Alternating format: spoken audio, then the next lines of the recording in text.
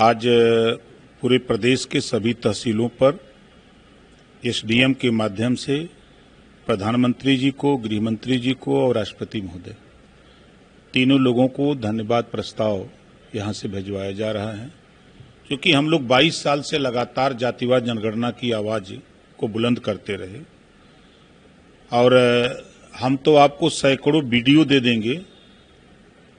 जो आपके द्वारा भी पूछे गए सवाल का वीडियो मेरे पास है, जो साथी पूछे सवाल, और मंचों पर, सार्वजनिक मंचों पर हम लोगों ने जातिवाद जनगणना की वकालत की है, उसका वीडियो हम दे देंगे। जहां तक सवाल कांग्रेस का आपने किया, तो कांग्रेस 60 साल तक शासन किया। 60 साल में कभी उनके मन में जातिवाद जनगणना नहीं आई। रही बात समाजवादी पार्टी, आरजेडी, तमाम ऐसे दल जो कांग्रेस को समर्थन देके केंद्र में सरकार बनवाए, तो कभी इन लोगों ने वहां जाति जनगणना कराने की बात नहीं रखी, बल्कि मलाई खाने के लिए कोई रक्षा मंत्रालय ले लिया, तो कोई रेल मंत्रालय ले लिया, तो कोई संचार विभाग ले लिया, तो ये विभाग लेके मलाई काटने लगे। जातिवाद जनगणना तो भुला गए। समाजवादी पार्टी कह रही है कि उनका आंदोलन था और उनका और आरजेडी का था, जिसकी वजह से बीपी लागू करना पड़ा, और उसके बाद हमेशा से उन्होंने इस मुद्दे को उठाया है। ये झूठ बोलने के मास्टरमाइंड हैं, ये झूठ बोलने के स्पेशलिस्ट हैं समाजवादी पार्टी के लोग। उदाहरण मैं बता दूं, मैं खुद उसका गवाह हूं। मान्यवर कांसीराम जी की देन है, 15 दिन लगातार उत्तर प्रदेश के 75 जिले में धरना चला था। तब ये ऑस्ट्रेलिया में पढ़ रहे होंगे। पूछ लीजिएगा कि 15 दिन लगातार कांसीराम जी के नेतृत्व में प्रदेश में धरना चला और गांव-गांव 1-1 रुपए के किलो गेहूं मांग करके हम लोगों ने 15 दिन धरना चलाया। मंडल कमीशन लागू करो वरना कुर्सी खाली करो। 15 दिन चला था। ये तब ऑस्ट्रेलिया में पढ़ रहे थे, तब इनको ज्ञान नहीं था। ये क्या बतियाएंगे? हमारे सामने बात करा दीजिए, आमने सामने बैठ जाए डिबेट पर, हम बता दें इनको। मंडल कमीशन लागू कराने का श्रेय अगर किसी को जाता है तो कांसीराम जी को जाता है। कांसीराम जी ने उधर जब देवीलाल की रैली हुई बीपी सिंह के खिलाफ, तो कांसीराम जी देवीलाल की रैली में जा रहे थे, तो बीपी सिंह जी ने कहा कि उनकी रैली में मत जाओ। तो कांसीराम जी ने कहा कि मंडल कमीशन लागू करो। इधर मंडल कमीशन की घोषणा भी करा दी और देवीलाल की रैली में भी चले गए। तब कहां थे? ऑस्ट्रेलिया में थे, पढ़ रहे थे। जानकारी करके तब बोला करो। 15 दिन धरने पर हम लोग गांव-गांव घूम करके धरना दिए, तब मंडल कमीशन लागू हुआ। और सबसे पहले विरोध समाजवादी पार्टी के नेता माननीय मुलायम सिंह यादव नहीं है, उन्होंने विरोध किया था मंडल कमीशन का। क्या बोलेंगे? तो बड़ी बात आप मैं बड़ी बात कह रहा हूं, खुलेआम कह रहा हूं, आपके सामने कह रहा हूं। ये चंद्रशेखर जी के साथ जनता पार्टी में थे तब, और विरोध कर रहे थे कि नहीं, मंडल कमीशन लागू नहीं होना चाहिए। क्या बोलेंगे ये ओम प्रकाश राजभर आज से नहीं, धरातल से जब से मंडल कमीशन की लड़ाई। तो मुखरता से आप लोग अखिलेश यादव, देखिए, कीचड़ साफ करने के लिए कभी कभी कीचड़ में हिलना पड़ता है, समझ रहे हैं ना?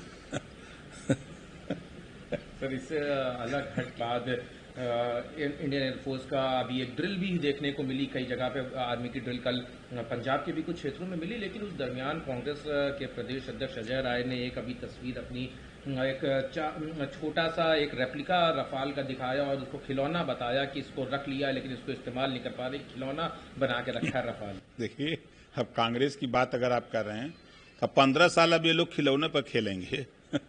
अब वही खिलौना खेलें, घूम घूम विरोध करें। 15 साल इनको सत्ता में नहीं आना है, ठीक है? आप देख रहे हैं कि उनको हम तो कहते हैं कि वो किसी को साथ ले लें और चले जाएं, किसी भी जो बॉर्डर पर हमारा सैनिक है उससे पूछ लें उनके कार्यकाल में और मोदी जी के कार्यकाल में कितना अंतर है, जमीन आसमान का अंतर। आज वो खुशहाल हैं, और उनके राज्य में आतंकवादी जहाज से छोड़े जाते थे, ले जाकर पहुंचाए जाते थे उनके घर। इस सरकार में एक उदाहरण बता दें कि आतंकवादी छोड़ा गया हो। रक्षा मंत्री राजनाथ सिंह ने भी यही कहा कि ये प्रधानमंत्री मोदी को सब लोग अच्छे तरह से वाकिफ हैं, और क्या इसका परिणाम होगा ये लोग अच्छे से जानते हैं, इसीलिए उनको भरोसा है प्रधानमंत्री मोदी पर। पहली बार पूरे देश में लड़ाकू विमान लोग देख रहे हैं, अलग अलग राज्यों में, अलग अलग जगहों पर अपनी तैयारी में लगे हैं। अब एक साथ अटैक करेंगे, पता नहीं लगेगा पाकिस्तान में आतंकवादियों का, सब सफाया कर देंगे। सर, सुप्रीम कोर्ट में आज वक्त पक्ष रखा गया था, सुप्रीम कोर्ट ने समय दिया था उसमें अपने जवाब दाखिल करने के लिए। आज सुनवाई है, लगातार उसकी ऊपर सवाल विपक्ष के द्वारा और जिन्होंने पिटीशन दायर करी है उसको अनकॉन्स्टिट्यूशनल बताया। सुप्रीम कोर्ट का जो फैसला आएगा उस फैसले का स्वागत हम लोग करेंगे।